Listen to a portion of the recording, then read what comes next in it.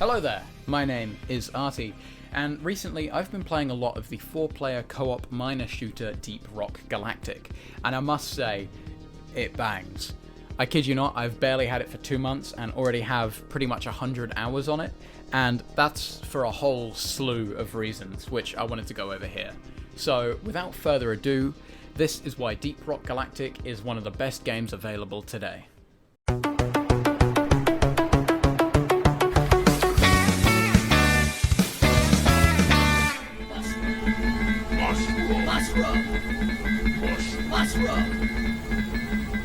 If you're not already in the know, Deep Rock Galactic is a 1 to 4 player co-op shooter where you, a team of badass space dwarves, enter the alien-infested caves of planet Hoxes 4 to try and extract as many rocks and stones as possible.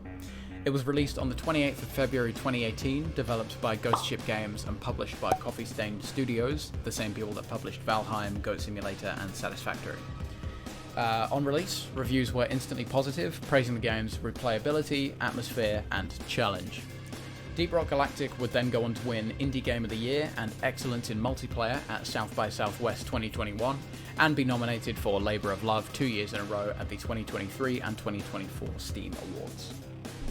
But awards and such aside, let's talk gameplay.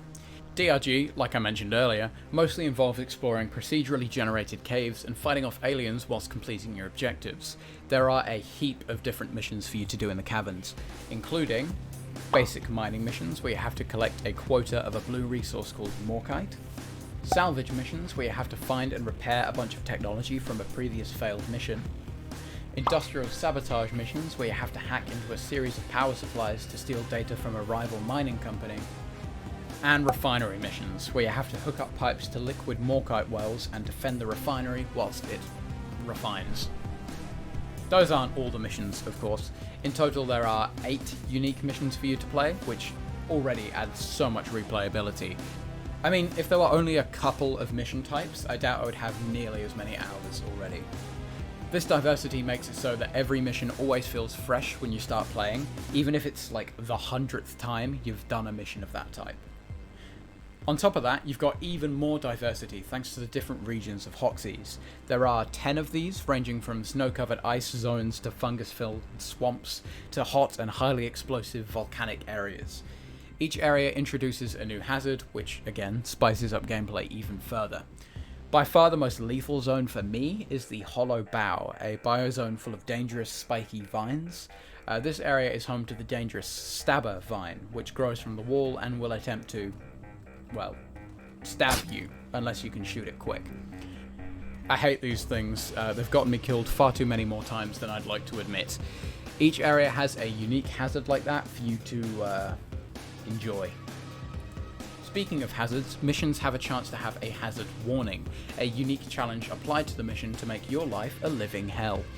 Hazards include aliens which regenerate health, a giant unkillable alien chasing you through the cave, the presence of a rival mining company, or an outbreak of the space virus Rockpox. These warnings will give you extra experience at the end of the game, provided you survive, which is seriously easier said than done with some of these. On the inverse though, there are anomalies, which either make the game a bit easier or just more fun. You've got stuff like critical weakness and double XP, which make hitting weak points on enemies do more damage and grant you twice as much XP as normal, respectively.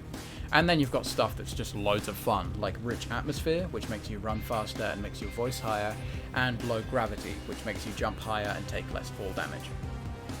And as icing on the replayability cake, there are also 4 unique classes for you to play as: Gunner, Driller, Engineer, and Scout.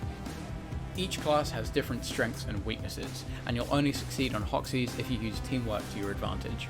See, most classes will make up for each other's weaknesses, creating a synergy that can make cave exploration a hell of a lot simpler. For example, the Scout carries a grappling hook, meaning they can reach high up veins of ore. Unfortunately, they don't have anything to stand on without some quick maneuvering. But the Engineer carries a platform gun, which can give the Scout a much easier time mining that high up nitra.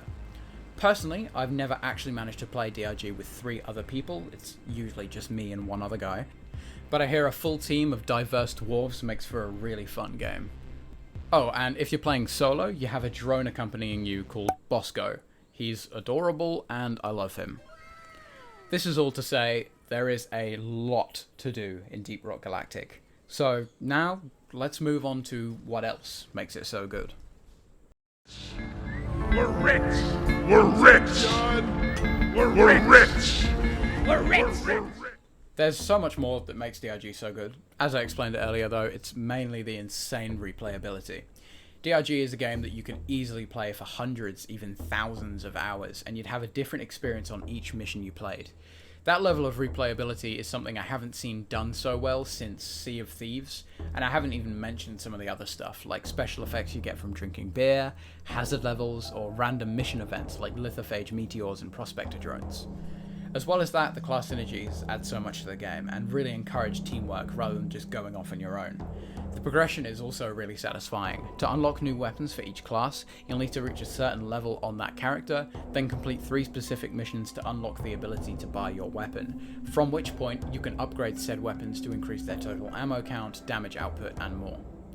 After you've leveled your dwarf up to level 25, you'll be able to complete a 5 mission assignment to allow you to promote them, which will reset their level back to 0 and give you a star so that you can keep increasing your player rank.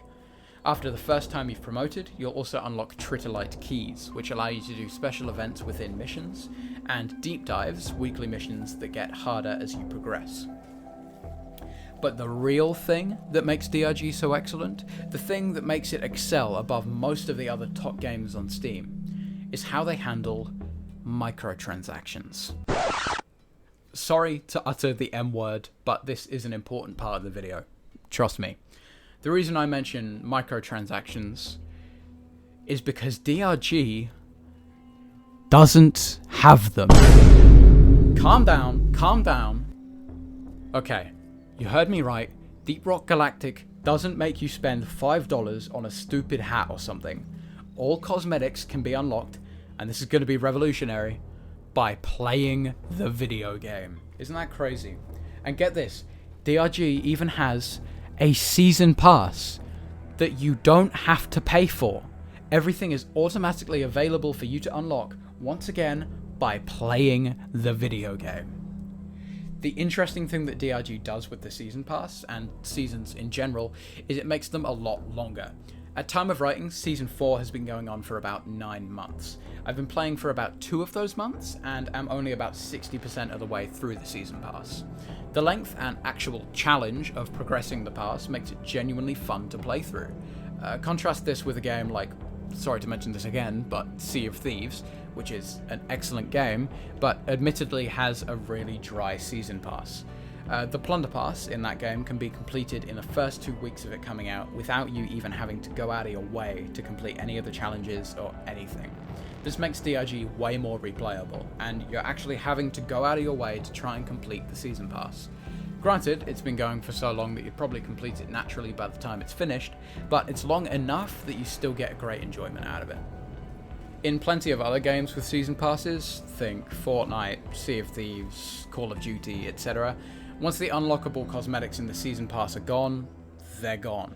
Or at least you'll have to pay real money to get them when they eventually come to the item shop. In DRG though, these past cosmetics are unlockable via randomly generated cargo crates and lost packs found within levels. You heard me right, loot crates you don't have to buy. Crazy, I know. The only payments you'll ever make beyond the initial game are for DLC, which are completely optional, and just feature extra cosmetics for your characters. Most people, even if they don't necessarily like the cosmetics themselves, buy the DLC just to support the devs, myself included.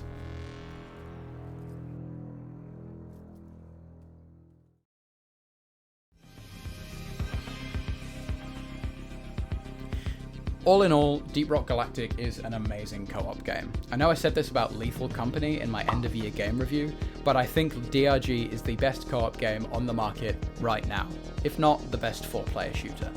I definitely recommend giving it a play if you haven't already. Anyway, thanks for watching.